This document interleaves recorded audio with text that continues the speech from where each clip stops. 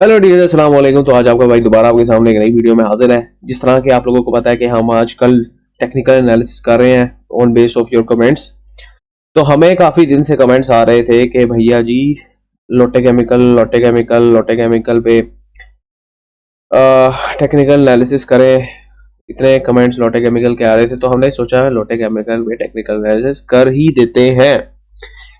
तो video start करने से पहले आप लोगों को ये कहूंगा कि अगर आप लोग अभी तक सब्सक्राइब नहीं है तो सब्सक्राइब करें। हम काफ़ी ज़्यादा अच्छी अच्छी बातें पाकिस्तान स्टॉक एक्सचेंज के बारे में सीखते रहते हैं। और सबसे इम्पोर्टेंट बात कि 1000 सब्सक्राइबर पे एक गोल्डन या आप कह सकते हैं ब्लू चिप स्टॉक, मैं अपना favourite stock Pakistan stock exchange का आप लोगों को बताऊंगा, जिसमें रेगुलर डिविडेंड्स मिलते हैं। इसके अलावा कैपिटल गेन के भी काफ़ी चांसेस हैं। अभी काफ़ी ज़्यादा लोग उसके बारे में इतने फेमिलियराइज नहीं है, इसलिए लोग इसमें इन्वेस्टमेंट भी नहीं करते। तो अगर तो तुम लोग चाहते हो कि तुम लोगों को ऐसा गोल्डन स्टॉक पता लगे तो 1000 सब्सक्राइबर्स करना इसके लिए मस्ट है। तो उस पर एक डेडिकेटेड वीडियो बनाएंगे। और तुम लोगों को जैसे कि पता है 1000 सब्सक्राइबर्स के बाद इंशाल्लाह हम लाइव आकर आप लोगों के स्टॉक्स को एनालाइज भी करेंगे। तो अगर तो तुम लोग ये चाहते हो सब कुछ हो तो तुम लोगों को सब्सक्राइब वगैरह तो करना ही पड़ेगा। तो let's come towards Lotay chemical. अच्छा, लोटे केमिकल में हम अगर वीकली चार्ट्स देखें ना तो वीकली में हमें ये एक अच्छे खासे अप ट्रेंड में दिख रहा है। अगर हम इसकी ट्रेंड लाइन भी ड्रॉ करें तो हमारे तकरीबन इस तरह का कुछ हमें ट्रेंड लाइन मिलती है लोटे केमिकल पे। ठीक है, अब इस हम डेली चार्ट पे अगर शिफ्ट हुए तो हमें करंटली जो इसकी प्राइस घूम रही है ना वो इस ट्रेंड लाइन पे घूम रही है और हमें दिख रहा है कि ये इस ट्रेंड लाइन से सपोर्ट बना रही है।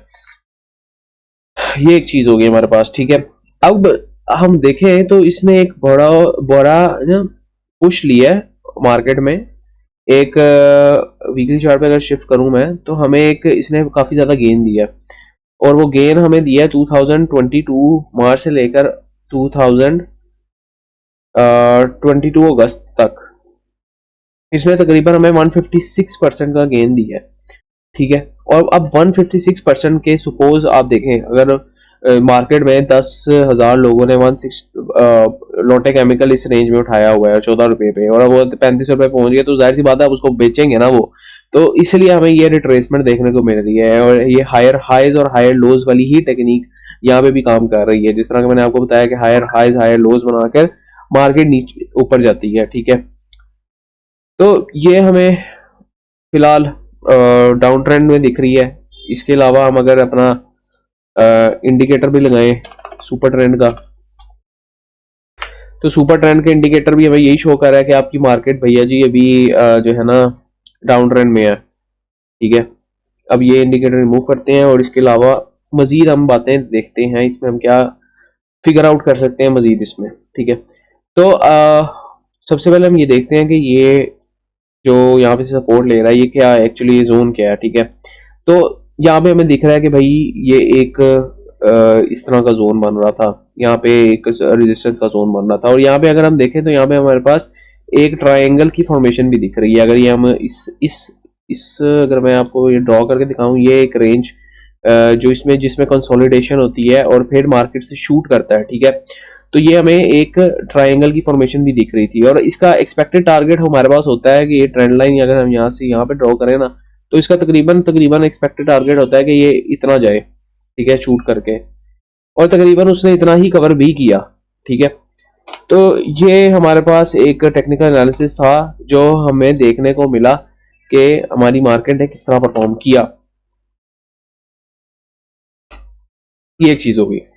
अच्छा, अब ये इस सपोर्ट जोन पे आया हुआ है। ठीक है, और इस यहाँ से रेजिस्टेंस जोन था और यहाँ पे अब ये सपोर्ट का काम कर रहा है और यहाँ पे भी सपोर्ट यहाँ रेजिस्टेंस जोन का काम कर रहा था।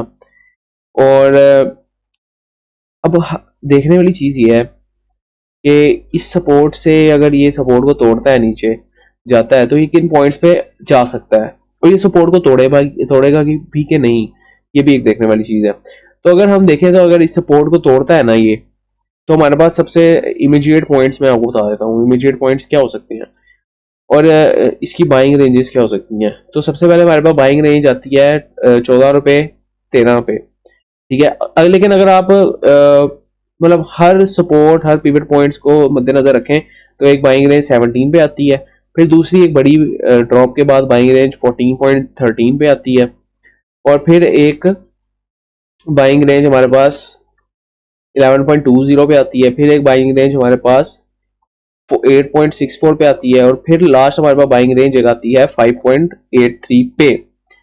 तो ये पॉइंट्स में से इसको गुजरना पड़ेगा, फिर ही ये एक प्रॉपर डाउन ट्रेंड बनाएगा। लेकिन अब हम देख रहे हैं कि यहाँ पे हम इसको ना रिजेक्शन मिल रही है काफी ज्यादा, और यहाँ पे सपोर्ट काफी ज्यादा इसको यहाँ पे मिल रही है। ये एक चीज हम देख रहे हैं काफी दिनों से, अगर डेली चार्ट में हम देखें तो ये काफी दिनों से यहीं पे घूम रहा है। अगर हम यहाँ पे देखें कितनी कैंडल्स है, ये कोई 12-13 कैंडल्स है, 1 2 3 4 5 6 7 हाँ तकरीबन 15 कोई कैंडल्स है यहाँ पे, और ये इसी में घूमी जा रही है। अगर हम यहाँ पे विक्स देखें तो यहाँ पे विक्स हमारे पास नीचे कितनी बड़ी बड़ी विक्स बन रही है, ठीक है, जिसका मतलब ये है कि नीचे से बाइंग का प्रेशर है, ठीक है। और बड़ी बड़ी विक्स कब बनती है, जब हमारे पास या तो सेलिंग का प्रेशर हो या तो बाइंग का प्रेशर हो, ये एक चीज होगी। अब तुम लोगों को मैंने पहले बता चुका हूं कि ये एक ऑलरेडी एक बड़े अप ट्रेंड में था, और ये अभी ये ट्रेंड एग्जॉस्ट हो रहा है, ठीक है। एग्जॉस्ट होने का क्या मतलब है, ट्रेंड कि जिन्होंने इधर इधर जितनी भी बाइंग की हुई है ना, वो अब जाहिर सी बात है इस पॉइंट पे आगे सेलिंग भी तो करेंगे। जो प्रॉफिट टेकिंग वो कर रहे हैं, वो हमें यहाँ पे दिख रही है कि वो प्रॉफिट टेकिंग कर रहे हैं। लेकिन अब दो मेजर उसको सपोर्ट है, एक ट्रेंड लाइन की सपोर्ट है, और एक इसको ये सपोर्ट है इस पॉइंट की, ठीक है। तो अगर तो ये सपोर्ट को तोड़ता है तो हम ये नीचे वाले लेवल्स देख सकते हैं, ठीक है। लेकिन अगर इन केस ये सपोर्ट को नहीं तोड़ता, तो हमें पोटेंशियल हमारे पास क्या टारगेट हो सकता है अपवर्ड मोमेंटम का, तो वो भी देख लेते हैं। यहाँ पे हम अपना टूल लगा लेते हैं रिट्रेसमेंट वाला, और यहाँ पे इसको यहाँ पे अप्लाई कर लेते हैं, ठीक है। अब यहाँ पे हमारे पास टूल ये बताता है कि हमारे पास जो इमीडिएट जो अपवर्ड डायरेक्शन में सपोर्ट आ सकती है या रेजिस्टेंस या प्रॉफिट टेकिंग हम देख सकते हैं, तो वो कहाँ पे आ सकती है, तो वो हमारे पास इस रेंज में आ सकती है, ठीक है। सबसे पहले हमारे पास 28 से 30 तक की रेंज में आ सकती है। अब इस टूल को हम खत्म कर देते हैं। अच्छा, अब ये हम देख लिया कि ये हमारे पास 28 से 30 तक की रेंज में अगर तो ये बाउंस होता है तो वहां तक जा सकता है। लेकिन उससे पहले एक समझ लो बात है कि ये मार्केट में कोई भी तुम लोगों को नहीं बताएगा कि ये किस तरह काम करती हैं चीजें टेक्निकल एनालिसिस में। तो जहां जहां गैप क्रिएट होता है ना मार्केट में, देखो यहाँ पे एक गैप क्रिएट हुआ कैंडल्स के दौरान, यहाँ पे एक गैप क्रिएट हुआ कैंडल्स के दौरान, तो मार्केट उसको फिल करने जरूर जाती है, ठीक है। अब हम गैप मार्क कर लेते हैं, ठीक है। अब ये गैप है, ठीक है, और इसको थोड़ा एक्सटेंड कर देता हूं मैं।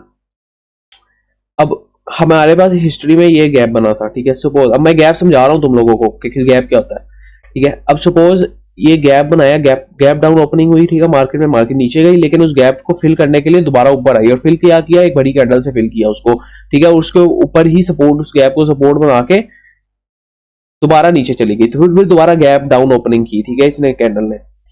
अब यहां पे देख लो ये काम किया, ठीक है। अब मैं तुम लोगों को यहाँ पीछे भी कोई एग्जांपल दिखा देता हूं। सपोज यहाँ पे देखो ये गैप अप ओपनिंग हुई, फिर उस गैप को फिल हुआ, उस गैप को फिर सपोर्ट या रेजिस्टेंस बना के नीचे गई, ठीक है। अब तो अगर तो मार्केट ने नीचे भी जाना है ना सपोज, तो उसको या तो डायरेक्ट यहां पे ब्रेक करना चाहिए इस सपोर्ट जोन को, या तो इस गैप को फिल करने के लिए मार्केट को ऊपर आना चाहिए, और फिर जो है ना दोबारा यहाँ से सपोर्ट या रेजिस्टेंस बना के जाना चाहिए। अगर तो सपोर्ट बनाएगी तो हमारा नेक्स्ट टारगेट होगा 28 से 30 रुपए के दरमियान, ठीक है। और अगर सपोर्ट नहीं बनाती तो हमारा फिर वो डाउन टारगेट यहीं पे मार्केट गिरेगी, यहाँ इस ट्रेंड लाइन पे, यहाँ इस सपोर्ट लेवल पे, ठीक है। तो अब हमें क्या करना है, हमें करना ये है कि अब इसकी हल्की हल्की बाइंग स्टार्ट कर देनी है। मैं तुम लोगों को एवरेजिंग के बारे में हमेशा बताता रहता हूँ कि एवरेजिंग करनी जरूरी है, ठीक है। अब पूरे पोर्टफोलियो से ना घुस जाना इसके अंदर, ठीक है। तुम लोगों ने यहाँ पे हल्की हल्की बाइंग करनी है, ठीक है। अब सपोज तुम लोगों की हल्की हल्की बाइंग, सपोज 10,000 की तुमने बाइंग कर ली, 20,000 की बाइंग कर ली, तो वो ऊपर गया तो तुम्हें प्रॉफिट तो होगा ना। अब यहाँ पे तुम लोगों ने प्रॉफिट 50% बुक कर लेना है, या मिनिमम अपनी इन्वेस्टमेंट को बाहर कर लेना है, ठीक है, और बाकी ऊपर लगा रहने देना, ठीक है। लेकिन सपोज अगर इन लेवल्स को टच करता है नीचे वाले, तो एवरेजिंग आउट करके तुम लोगों ने माल उठाना है, क्योंकि हम देख सकते हैं कि जब इन लेवल्स पे आता है तो वो एक ऊपर अपर पुश लेता है, ठीक है। तो कितना पुश लेता है, तो तकरीबन तकरीबन हमारे पास 2211% का यहाँ पे पुश लिया, फिर इसने 220% का यहाँ पे पुश लिया। लेकिन अगर इससे भी ज्यादा हम देखें ना, तो अगर किसी ने यहाँ पे माल उठाया होता और यहाँ पे बेचा होता ना, तो उसको 400%, 450% का पुश मिला। मतलब कि अगर आपने 1 लाख लगाया होता, आपका 4 लाख हो जाता, ठीक है। तो हमें इन रेंजेस को तो इग्नोर करना ही नहीं ना, हमने यहाँ पे एवरेज आउट करना है अपना माल को, ठीक है। अब मैं ये तुम लोगों को बता रहा हूँ, फंडामेंटली नहीं बता रहा मैं तुम लोगों को, मैं तुम लोगों को ये सारी चीजें टेक्निकली बता रहा हूँ, ठीक है। फंडामेंटली अगर कंपनी में कोई भी इशू आता है तो उससे स्टॉक की प्राइस ऑब्वियसली नीचे या ऊपर जा सकती है, लेकिन मैं तुम लोगों को ये चीज सिर्फ टेक्निकल बेसिस पे बता रहा हूँ अभी ये क्या क्या है। तो इमीडिएट रेंजेस क्या है हमारे पास, अगर यहाँ से सपोर्ट बना के ऊपर जाता है तो हमारे पास 24 से 25 रुपए की रेंज में हम प्रॉफिट टेकिंग कर सकते हैं, ठीक है। और अभी ये बाइंग रेंज में हम यहाँ पे उठा सकते हैं हमारा हल्का हल्का, सारे पोर्टफोलियो से नहीं घुसना, पहले बता रहा हूँ, ठीक है। और अगर यहाँ से ऊपर सपोर्ट बना के ऊपर जाता है तो हमारे पास 28 से 30 रुपए की रेंज है जहां पे हम प्रॉफिट टेकिंग करेंगे। और अगर तो सपोर्ट बना के नीचे यहाँ पे हमने प्रॉफिट टेकिंग कर ली, ठीक है। अगर सपोर्ट नहीं बनाता, रेजिस्टेंस के तौर पे एक्ट करता है, तो डायरेक्ट उसके ऊपर ट्रेंड लाइन पे ऊपर दोबारा गिर सकता है वो, ठीक है। अब ये जो हमने ये वाला जोन मार्क किया था, ये हमने फिब रिट्रेसमेंट से मार्क किया था, और ये वाला जोन हमने मार्क किया था किससे, विंडो जो क्रिएट होती है, विंडो क्रिएट, अब विंडो या फिर गैप या फिर ये जितनी भी चीजें एक ही चीज है, ठीक है, टेक्निकल एनालिसिस में। अब तुम लोगों को ये कोई नहीं बता रहा, ठीक है, ये सिर्फ मैं तुम लोगों को बता रहा हूँ, और तुम लोगों का फर्ज बनता है कि तुम लोग अब सब्सक्राइब करो अपने भाई को, ठीक है। अब यहाँ पे देखो, यहाँ पे देखो, यहाँ पे हमारे पास आहिस्ता आहिस्ता ना वॉल्यूम्स कम लगना स्टार्ट हो गए, जिसका क्या मतलब है कि लोग जो है ना इसमें बाइंग सेलिंग इतनी नहीं कर रहे अब, ठीक है। अब यहाँ पे देखो, जब ट्रेंड बनना स्टार्ट हुआ था तो लोगों की कितना इंटरेस्ट था इसमें, लोगों की कितनी बाइंग सेलिंग थी, लेकिन अब एवरेज एवरेज से भी नीचे है, ठीक है। अब आरएसआई को देखें, आरएसआई को देखें तो आरएसआई अपने तकरीबन तकरीबन हम इसको कंसिडर करें तो मीडियम रेंज में है, ना ज्यादा ओवरसोल्ड है ना ज्यादा ओवरबॉट है, ठीक है। लेकिन आरएसआई की हम यहाँ पे सपोर्ट बनाए तो आरएसआई यहाँ से सपोर्ट बना के ऊपर जाता है, जिसका मतलब है कि यहाँ से ऊपर जा सकती है, एक पॉइंट, ठीक है। यहाँ पर ट्रेंड लाइन की सपोर्ट है, दूसरा पॉइंट, ठीक है। यहाँ पे गैप को फिल करना है, तीसरा पॉइंट, ठीक है। यहाँ पे ट्रेंड लाइन की सपोर्ट के अलावा ये यहाँ पर हमारे पास ये हॉरिजॉन्टल सपोर्ट भी बन रही है, चौथा पॉइंट, ठीक है। तो 4 पॉइंट तुम लोगों के पास ऐसे हैं कि मार्केट ऊपर जा सकती है, ठीक है। और एक पॉइंट ऐसा है कि मार्केट नीचे है, वो क्या है, वो एक पॉइंट ये है कि ये एक डाउन ट्रेंड में स्टार्ट हो गया, डाउन ट्रेंड बनना, ठीक है। तो अपने हमेशा रिस्क और रिवॉर्ड को तुम लोगों ने देख के चलना है, ठीक है। अब सबसे ज्यादा मार्केट में अच्छी चीज मुझे क्या लगती है कि हम एवरेज कर सकते हैं, ठीक है। अगर तुम लोग यहाँ पे इतने लॉस में हो, ये इन सारे पॉइंट्स में लॉस में हो, यहाँ पे तुम सुबह 5 गुना माल उठा ले तो ना, तो यहाँ तक जाते जाते तुम लोग फिर दोबारा प्रॉफिट में चले जाओगे, इन केस के कंपनी में कोई ऐसा वो नहीं आ गया, या कोई इस तरह की चीज नहीं आ गई कि पूरा स्टॉक ही गिर जाए या कंपनी फारिग हो जाए, ठीक है। तो ये देखो, ये हमें एक अप ट्रेंड भी बनता दिख रहा है, ठीक है। तो यार ये देखो, तुम लोगों को ये चीजें कोई नहीं बता रहा, ये आपका भाई तुम लोगों को बता रहा है, ठीक है, कि ये देखो ये अप ट्रेंड भी बनता दिख रहा है, और यहाँ से एक सपोर्ट भी बन रही है, ये चैनल फॉर्मेशन हो रही है, तो इसका नेक्स्ट टारगेट ये भी हो सकते हैं, ठीक है। तो तुम लोगों को उस हिसाब से देखना है अपनी चीजें, ठीक है। तो अभी जो पर्सनली मुझे लगता है, इसको कोई फाइनेंशियल एडवाइस ना लेना, पर्सनली मुझे ये लगता है कि ये भी स्टॉक नीचे नहीं जाएगा, ठीक है, क्योंकि यहाँ लोअर पिक्स भी मुझे बनती दिख रही हैं, यहाँ पे एक सपोर्ट लाइन भी है, यहाँ पे ट्रेंड लाइन भी है, यहाँ पे एक चैनल फॉर्मेशन भी हो रही है।